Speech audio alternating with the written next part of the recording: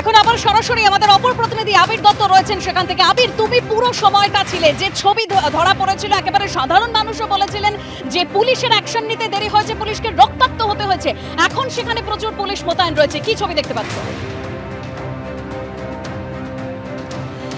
দেখো, যাতে স্বাভাবিকভাবে যান চলাচল করানো যায় সেই দিকটাই পুলিশের তরফ থেকে দেখানো হচ্ছে, কিন্তু যে আপডেট পাওয়া যাচ্ছে, আমরা দেখেছি রক্তাক্ত অবস্থায় পুলিশ কনস্টেবল, পুলিশ ট্রাফিক সার্জেন্টকে, রক্তাক্ত অবস্থায় পুলিশ কর্মীকে, মহিলা পুলিশ তারা জানাচ্ছেন তাদের হাতে এবং মাথায় লেগেছে।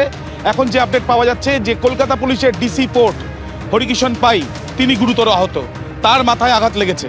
এবং এই যে পোর্ট অঞ্চল, এই পোর্ট অঞ্চলে পুলিশের ওপরে এই যে হামলার ঘটনা আজকে আমরা চাক্ষুষ করলাম এবং ক্যামেরাতে ধরা পড়লো, সেখানে ঘন্টার পর ঘন্টা পুলিশ বলা সত্ত্বেও, সেই কথা না শুনে, পুলিশের টিয়ার গ্যাসের সেল ফাটানো সত্ত্বেও তারা কিন্তু কোনোভাবে এই আয়ত্তে আনা যাচ্ছিল না। এখন পুলিশের লালবাজারের বিশাল বাহিনী, বিশাল ফোর্স, উচ্চতর আধিকারিকরা তারা প্রথম থেকে রয়েছেন। এখন পুরো এরিয়া ডমিনেশন করা হচ্ছে। যেটা জানা যাচ্ছে ডিসি পোর্ট হরিকিষণ পাই তিনি আহত হয়েছেন, তাকে চিকিৎসার জন্য নিয়ে যাওয়া হয়েছে এবং তার সঙ্গে একাধিক পুলিশ কর্মী, মহিলা পুলিশ তারাও আহত হয়েছেন। পুলিশের গাড়ি, মেটিয়াবুরুজ থানার ওসির গাড়ি কাঁচ পিছনে ভাঙা হয়েছে। পুলিশের স্পেশালাইজ ফোর্স অর্থাৎ ল অ্যান্ড অর্ডার সমস্যা হলে যেখানে ফোর্স নিয়ে আসা হয় আর্ম পুলিশকে, সেই গাড়ি বার্ড অ্যাপকে নিয়ে আসা হয়, সেই গাড়ির কাঁচ ভেঙে দেওয়া হয়েছে সামনে এবং পিছনে। তার সঙ্গে সঙ্গে মানুষ বিপদে পড়লে 100 ডায়ালে ফোন করেন, তখন অলিগলি হলে সেই ক্ষেত্রে গাড়ি ঢুকতে না পারলে পুলিশের বাইক ঢোকে, সেই 100 ডায়াল লেখা বাইক, সেই বাইকও ভাঙচুর করা হয়েছে।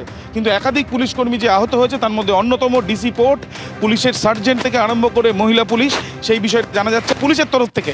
এখন যে জায়গায় উত্তেজনার পরিস্থিতি ছিল সেই জায়গার এরিয়া ডমিনেশন করে পরিস্থিতি স্বাভাবিক করার যে চেষ্টা, সেই চেষ্টা চালানো হচ্ছে।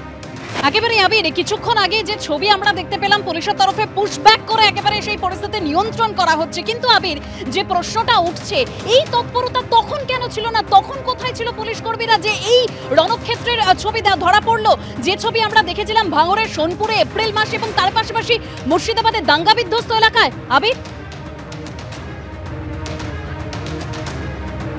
দেখো, একেবারেই মুর্শিদাবাদের আমরা দেখেছি এবং তার সঙ্গে সঙ্গে অন্যান্য ক্ষেত্র দেখা গেছে, কিন্তু সেই ক্ষেত্রে পরিস্থিতি আজকে যে পরিস্থিতি দফায় দফায় উত্তেজনার পরিস্থিতি তৈরি হয়েছে বলা।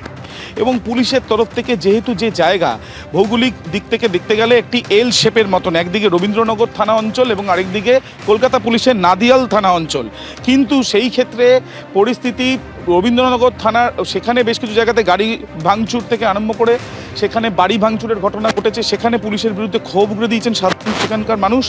তারপর দেখা গেল যে রবীন্দ্রনগর থানা থেকে কিছুটা কাছেই নাদিয়াল থানা অঞ্চল পড়ছে, যেটা কলকাতা পুলিশের জুরিডিকশন, সেইখানেও কিন্তু একের পর এক বাইকে ভাঙচুর, বাইকে অগ্নিসংযোগ এবং তার সঙ্গে সঙ্গে পুলিশের উপরে হামলা।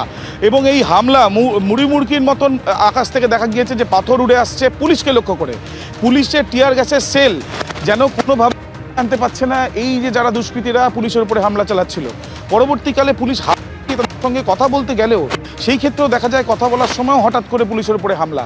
এবং তারপর বেশ দীর্ঘক্ষণ বেরিয়ে যাওয়ার পরে লালবাজারের উচ্চতর আধিকারিকরা, অ্যাডিশনাল সিপি র্যাঙ্কের অফিসাররা, জয়েন্ট সিপি র্যাঙ্কের অফিসাররা, ডিসিরা এবং তার সঙ্গে সঙ্গে অন্যান্য থানা এবং লালবাজারের অতিরিক্ত ফোর্স প্রচুর সংখ্যায় নিয়ে আসা হয়েছে। এবং তারপর বর্তমানে দেখা যাচ্ছে পরিস্থিতি স্বাভাবিক করার যে মরিয়া চেষ্টা, সেই চেষ্টা চূড়ান্ত পর্যায়ে। বর্তমানে পরিস্থিতি স্বাভাবিক করার মরিয়া চেষ্টা চালিয়ে যাচ্ছে পুলিশ, প্রচুর পুলিশ বাহিনী সেখানে রয়েছে।